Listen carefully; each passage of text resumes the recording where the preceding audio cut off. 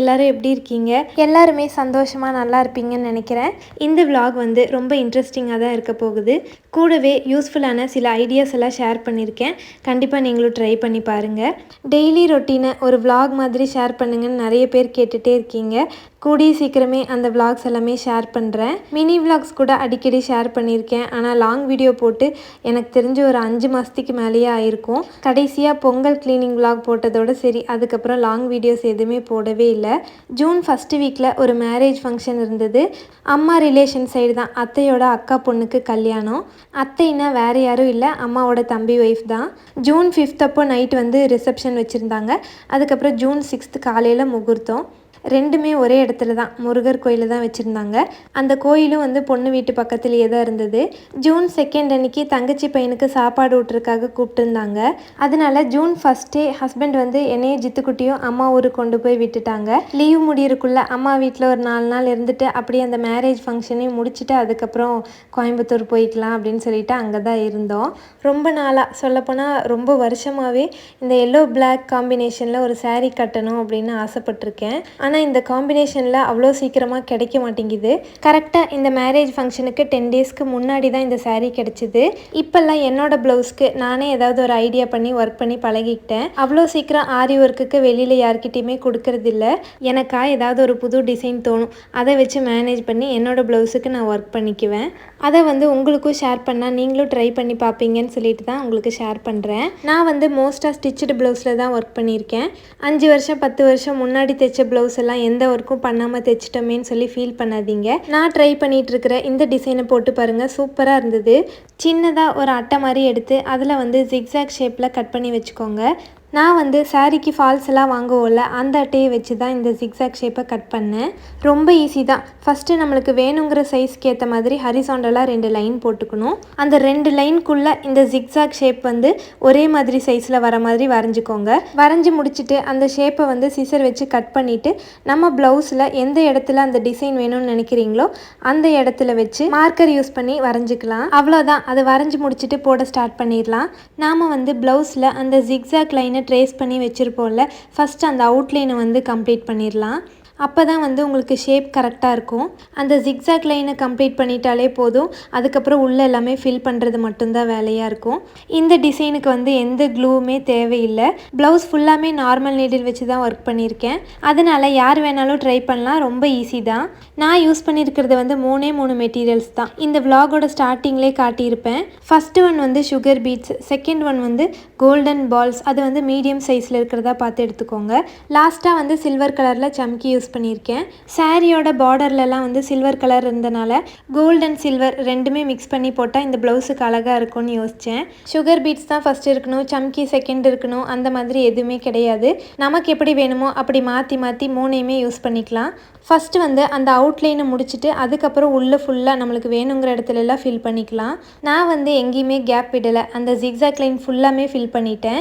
அப்படி உள்ளெல்லாம் ஃபில் பண்ணனால ரொம்ப டைம் எடுத்துருச்சு. வீட்டில் எல்லா வேலையும் செஞ்சுட்டு அதுக்கப்புறம் தான் நம்ம இந்த மாதிரி ஒர்க்கெல்லாம் வந்து கான்சென்ட்ரேட் பண்ண முடியும். நான் போட்டிருக்க மாதிரியே போடணும்னு நினச்சிங்கன்னா மினிமம் ஒரு 2 நாளாவது ஆயிரும். நீங்களும் ஏதாச்சும் ஒரு ஃபங்க்ஷனுக்கு போடுறதுக்கு இந்த மாதிரி ஒரு ப்ளவுஸ் டிசைன் ட்ரை பண்ணணும்னு நினச்சிங்கன்னா கண்டிப்பாக ஒரு 3 நாளைக்கு முன்னாடியே ட்ரை பண்ணி போட்டு வச்சுக்கோங்க. நான் வந்து லாஸ்ட் மினிட்ல அறக்க பறக்க தான் இந்த ப்ளவுஸே வந்து போட்டு முடித்தேன். ஜூன் 5 நைட்டு ரிசப்ஷனுக்கு கட்டலான்னு நினச்சிட்டு இருந்தேன். ஜூன் 4 அன்றைக்கி மத்தியானம் ஒரு 12 மணிக்கு மேலே நல்லா சாப்பிட்டுட்டு அதுக்கப்புறம் தான் இந்த ப்ளவுஸே வந்து ஒர்க் பண்ண ஸ்டார்ட் பண்ணேன். நைட்டு வந்து ஒரு 2 மணி நேரம் தான் தூங்குறக்கே டைம் கிடச்சிது. அதனால் நீங்களும் லாஸ்ட் மினிட்ல இந்த டிசைன் வந்து ட்ரை பண்ணிடாதீங்க. டைம் எடுத்து கொஞ்சம் பொறுமையாக பண்ணால் தான் வந்து ரிலாக்ஸாக இருக்கும். இந்த ப்ளவுஸ் டிசைனில் பெருசாக எக்ஸ்பிளைன் பண்ணுறதுக்கு எதுவுமே இல்லை. அந்த ஜிக்ஸாக் லைனை ஃபில் பண்ணி முடிச்சுட்டு கீழே கைக்கிட்ட அதே மாதிரி பார்டர்லேயும் வந்து ஒரு ஹரிசாண்டல் லைனை வரைஞ்சிட்டு அதுக்குள்ளேயும் ஃபுல்லாத்தையும் ஃபில் பண்ணிட வேண்டியது தான். பேக் நெக்கு, ஃப்ரண்ட் நெக் எல்லாத்துக்குமே ஒரே டிசைன் தான். யூ ஷேப்பில் மட்டும் வரைஞ்சிட்டு அதுக்குள்ளே ஃபுல்லாக ஃபில் பண்ணியாச்சு. கையில் மட்டும் அங்கங்கே ஒரு சம்கியும் சுகர் பீட்ஸும் வச்சுருக்கேன். அவ்வளோதான். ப்ளவுஸை சூப்பராக ஒர்க் பண்ணி முடிச்சாச்சு. இந்த டிசைன் வந்து பார்க்குறதுக்கு ரொம்ப கிராண்டாக இருந்தது. உங்களுக்கும் கண்டிப்பாக பிடிச்சிருக்கும்னு நினைக்கிறேன். பிடிச்சிருந்தா மறக்காமல் கமெண்ட்டில் ஷேர் பண்ணுங்கள். உங்களோட ஸ்டிச்சுடு ப்ளவுஸில் நீங்களும் ஒரு நாள் ட்ரை பண்ணி பாருங்கள். நைட்டு ரிசப்ஷனுக்கு வந்து நான் ஒர்க் பண்ண இந்த ப்ளவுஸும் அந்த எல்லோ பிளாக் காம்பினேஷனில் இருக்கிற சாரின்னு தான் கட்டியிருந்தேன். பர்சனலாக எனக்கு ரொம்ப பிடிச்சிருந்தது. ஏன்னா ரொம்ப நாளாக இந்த கலரை தேடிட்டு இருந்தேன். நான் ட்ரேப் பண்ணியிருந்த சாரியோட டீட்டெயில்ஸ் வேணும்னா டிஸ்கிரிப்ஷனில் கொடுத்துருக்கேன். உங்களுக்கு வேணும்னா செக் பண்ணிக்கோங்க. இது எல்லாமே ஜூன் 4 அப்போ எடுத்தது தான். அம்மா வீட்டுக்கு முன்னாடியே இன்னொருத்தங்க வீட்டில் இந்த மருதாணி செடி இருந்தது. லாஸ்ட் டைம் போனப்பவே அரைச்சி வச்சேன். நல்ல கலர் பிடிச்சிருந்தது. இப்போ அம்மா காட்டுறது வந்து பசலைக்கீரை. நிறைய பேர் கேள்விப்பட்டிருப்பீங்களான்னு கூட தெரியல. ஏன்னா நான் கன்சீவாக இருக்கும்போது தான் கீரையில் இந்த மாதிரிலாம் வெரைட்டி இருக்காங்கிறது வந்து தெரிய வந்தது. இந்த கீரையை ரெகுலராக டெய்லியுமே சாப்பிட்டு வந்தோம் அப்படின்னா பிளட் இன்க்ரீஸ் ஆகும் அப்படின்னு சொல்லிட்டு எங்கள் ரிலேஷன் ஒருத்தவங்க சொன்னாங்க. எனக்கு வந்து ஜித்துக்குட்டி வயிற்றில் இருக்கும்போது 7th மந்த் செக்கப்புக்கு போயிருந்தப்போ பிளட்டு ரொம்ப கம்மியாக இருக்குன்னு சொல்லிட்டு இன்க்ரீஸ் பண்ணுறதுக்காக டேப்லெட் எழுதி கொடுத்தாங்க.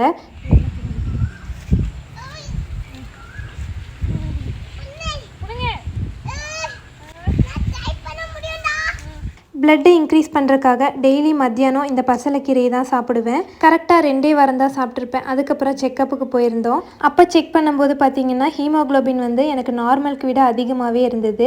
எனக்கு வந்து எந்த ரெஸ்ட்ரிக்ஷனுமே அவ்வளோவா அந்த டாக்டர் சொல்லலை. உங்களுக்கும் பிளட்டு கம்மியாக இருக்குன்னு டாக்டர் சொன்னாங்க அப்படின்னா இந்த கீரையை சாப்பிடலாமா வேணாமான்னு ஒரு வாட்டி கன்சல்ட் பண்ணிவிட்டு அதுக்கப்புறம் சாப்பிடுங்க. நான் வந்து அதை 7th மந்த்லேருந்து டெலிவரி ஆகிற வரைக்கும் மத்தியானம் சாப்பிட்டுட்டு இருந்தேன். ஒரு ஃபங்க்ஷன் வரப்போகுதுன்னு தெரிஞ்சாலே அந்த ஃபங்க்ஷனுக்கு 2 நாளைக்கு முன்னாடியே சாரி எல்லாம் ப்ரீப்ளீட் பண்ணி வச்சுருப்பேன். இந்த டைம் வந்து அம்மா ஊருக்கு வந்தனால 3 பேரும் உட்காந்து பேசிகிட்டே இருந்தோம். டைம் போனதே தெரியல. கடைசியில் லாஸ்ட் மினிட்ல தான் முன்னாடி நாள் நைட்டு தான் எல்லாமே ப்ரீப்ளீட் பண்ணி வச்சேன். ப்ரீப்ளீட் பண்ணி வச்சிட்டாலே எந்த ஃபங்க்ஷனாக இருந்தாலும் நாம தான் ஃபஸ்ட்டு ரெடியாகி வெளியில் வர மாதிரி இருக்கும். கரெக்டாக 2 நிமிஷத்தில் சாரி கட்டி முடிச்சிடலாம், அவ்வளோதான். அதுக்கப்புறம் சிம்பிளாக ஒரு மேக்கப் போட்டுட்டு தலை சீவி பூ வச்சா போதும். 10 நிமிஷத்தில் நம்ம ரெடி ஆயிடுவோம். கல்யாணத்துக்கு முன்னாடியெல்லாம் நானும் தங்கச்சியும் சாரீ கட்டி ரெடி ஆகணும் அப்படின்னா கண்டிப்பாக 1 மணி நேரம் இல்லாமல் அந்த ரூம் விட்டு வெளியில் வரமாட்டோம். அப்போல்லாம் வந்து இந்த ப்ரீ ப்ளீட்டிங் அந்த மாதிரி எதுவும் இல்லை. இப்போல்லாம் வந்து அந்த ப்ரீ ப்ளீட்டிங்கை நல்லா பண்ணி பழகிக்கிட்டேன். அதுக்கப்புறம் தான் தெரிய வந்தது இதெல்லாம் கொஞ்சம் முன்னாடியே தெரிஞ்சு வச்சுருக்கலாமோ அப்படின்னு. ரிசப்ஷனுக்கு வந்து அந்த எல்லோ பிளாக் கலர் சாரீ தான் கட்டலான்ட்டு இருந்தேன். அதனால் அதை வந்து ஃபஸ்ட்டு ப்ரீ ப்ளீட் பண்ணி அயன் பண்ணி வச்சுட்டேன். இந்த கோல்டன் சாரீக்கு சாரீலே வந்திருந்த ப்ளவுஸ் வந்து இதுதான். அதையே ஸ்டிச் பண்ணி போட்டிருந்தாலும் சூப்பராக இருந்திருக்கும். ஆனால் ஸ்டிச் பண்ணுறதுக்கு வந்து அம்மாவுக்கு டைம் இல்லை. அம்மா கிட்டே கேட்டப்போ முன்னாடியே சொல்லிட்டாங்க தைக்கிறதுக்கு டைம் இருக்குமா என்னன்னு தெரியல, எதுக்கோ ஆல்டர்னேட்டாக ஒன்று எடுத்துகிட்டு வந்துடு அப்படின்னாங்க. பிளெயின் கோல்டு சாரீக்கு இந்த மாதிரி டார்க் கலரில் ப்ளவுஸ் போட்டோம் அப்படின்னா இன்னும் சூப்பராக இருக்கும் அப்படின்னு சொல்லிட்டு தான் இந்த கலர் எடுத்துகிட்டு போனேன். இந்த ப்ளவுஸ் வந்து ரொம்ப கிராண்டாக இருக்கும். தங்கச்சியோட முகூர்த்தத்துக்கு போட்டிருந்தேன். இப்போ காட்டின இந்த க்ரீன் ப்ளவுஸுக்கும் நானே தான் ஒர்க் பண்ணியிருந்தேன். அதை லாங் வீடியோவில் ஷேர் பண்ணியிருக்கேன். லிங்க் வந்து டிஸ்கிரிப்ஷனில் கொடுக்குறேன். உங்களுக்கு வேணும்னா செக் பண்ணி நீங்களும் ட்ரை பண்ணி பாருங்கள். ப்ளவுஸ் வந்து பார்க்குறதுக்கு ரொம்ப கிராண்டாக இருக்கும். இந்த கோல்டன் கலர் சாரீ வந்து காலையில் முகூர்த்தத்துக்கு தான் எடுத்து வச்சுருந்தேன். அதையும் வந்து ப்ரீ ப்ளீட் பண்ணி பேக்கில் எல்லாமே அடுக்கி வச்சாச்சு. ஜூன் 5 அன்றைக்கி காலையிலேயே அம்மா போயிட்டாங்க. நாங்கள்லாம் வந்து மத்தியானத்துக்கு மேலே தான் போனோம். அந்த பிளாக் ப்ளவுஸ் ஒர்க் பண்ணிட்டு இருந்தனால மருதாணியில் உட்காந்து போடுறதுக்கு பொறுமையே இல்லை. ஆனால் பொறிச்சிட்டு வந்ததுமே அம்மா வந்து கையோட அரைச்சி வச்சுட்டாங்க. ஃபஸ்ட்டு இதை முடிச்சுட்டு அதுக்கப்புறம் எதாக இருந்தாலும் பண்ணிக்கலாம் அப்படின்னு சொல்லிட்டு ஃபஸ்ட்டு அந்த ப்ளவுஸை தான் வந்து முடித்தேன். மத்தியானமே பொண்ணு வீட்டுக்கு போயிட்டனால நிறைய டைம் இருந்த மாதிரி இருந்தது. அதனால் நான் மருதாணி அரைச்சி வச்சுருந்தது வந்து அங்கே எடுத்துகிட்டு போய் அங்கே தான் வந்து வச்சேன். அப்புறம் ஈவினிங் ஒரு 4 o'clock மேலே தான் எல்லோரும் ஒருத்தராக கிளம்ப ஆரம்பித்தோம். ஜித்துக்குட்டியை ஃபஸ்ட்டு ரெடி பண்ணி விட்டுட்டாலே போதும். அதுக்கப்புறம் நாமெல்லாம் ஒரு 10 நிமிஷம் தான் ரெடியாகி போயிடலாம் அப்படின்னு சொல்லிட்டு ஜித்துக்குட்டியை தான் ஃபஸ்ட்டாக ரெடி பண்ணி விட்டேன். ஜித்துக்குட்டி ரெடி ஆகிட்டு விளாண்டுட்டு இருந்தான். அதுக்குள்ளே நாங்கள்லாம் ரெடி ஆகிட்டோம். இந்த எல்லோ பிளாக் சாரீ எனக்கு எப்படி இருக்குன்னு கமெண்ட்டில் சொல்லுங்கள். கோயிலுக்கு போய் ரிசப்ஷன் அட்டன் பண்ணிவிட்டு நல்லா சாப்பிட்டுட்டு ஒரு 8 மணிக்கெலாம் வீட்டுக்கு வந்துட்டோம். வீட்டுக்கு போனதும் ட்ரெஸ் எல்லாம் மாற்றிட்டு ரெஃப்ரெஷ் ஆகிட்டு எல்லாருமே உட்காந்து பேசிகிட்டு இருந்துட்டு அதுக்கப்புறம் 10 மணிக்கு மேலே தான் தூங்குறதுக்கே போனோம். நெக்ஸ்ட் டே காலையில் முகூர்த்தத்துக்கு எல்லாருமே நேரமாக எந்திரிச்சு கிளம்பிட்டோம்.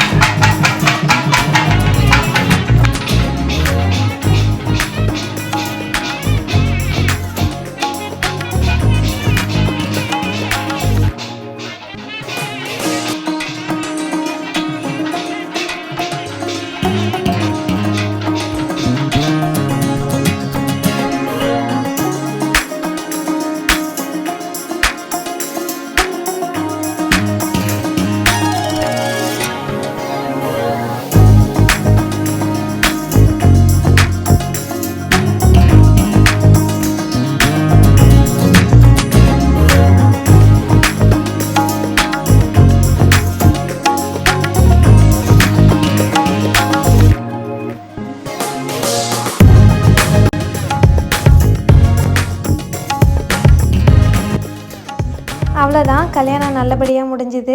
அக்கா பொண்ணுங்கள்லாம் கல்யாணத்துக்கு வந்திருந்தாங்க. நம்ம ஜித்து குட்டிக்கு ஒரே ஜாலி தான். ஹஸ்பண்ட் வந்து காலையில் முகூர்த்தத்துக்கு வந்திருந்தார். பிரேக்ஃபாஸ்ட்லாம் சாப்பிட்டுட்டு ஒரு 11 மணி இருக்கும். அதுக்கு மேலே கோயம்புத்தூர் கிளம்பிட்டோம். இந்த விளாக் கண்டிப்பாக உங்கள் எல்லாத்துக்குமே பிடிச்சிருக்குன்னு நினைக்கிறேன். இந்த விளாக் மாதிரியே இன்னொரு இன்ட்ரெஸ்டிங்கான அண்ட் யூஸ்ஃபுல்லான விளாகில் பார்க்கலாம். அது வரைக்கும் பாய்.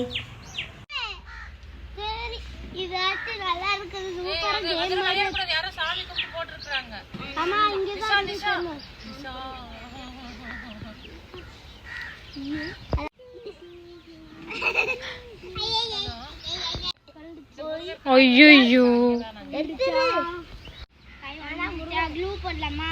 நான் தான் முருகர். நீ முருகரா? எதுவாக சொன்னாங்க. ஐயோ ஐயோ ஐயோ ஐயோ ஐயோ ஐயோ ஐயோ ஐயோ ஐயோ பின்னாடி யாரும் வராங்க. யாருப்பா? அது நிறைய வருஷம் ஆச்சு. அதான் அப்படியே தான் காணி இருக்கா. அது யாரு? பாட்டி.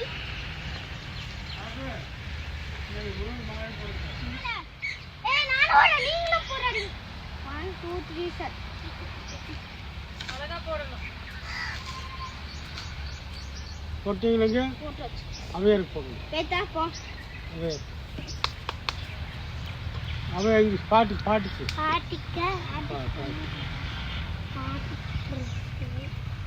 பேட்டா திக்கு போட்டுலாம். ஐயோ பாட்டி யாரோ அம்மா என்ன தம் போடுறாங்க. பேட்டா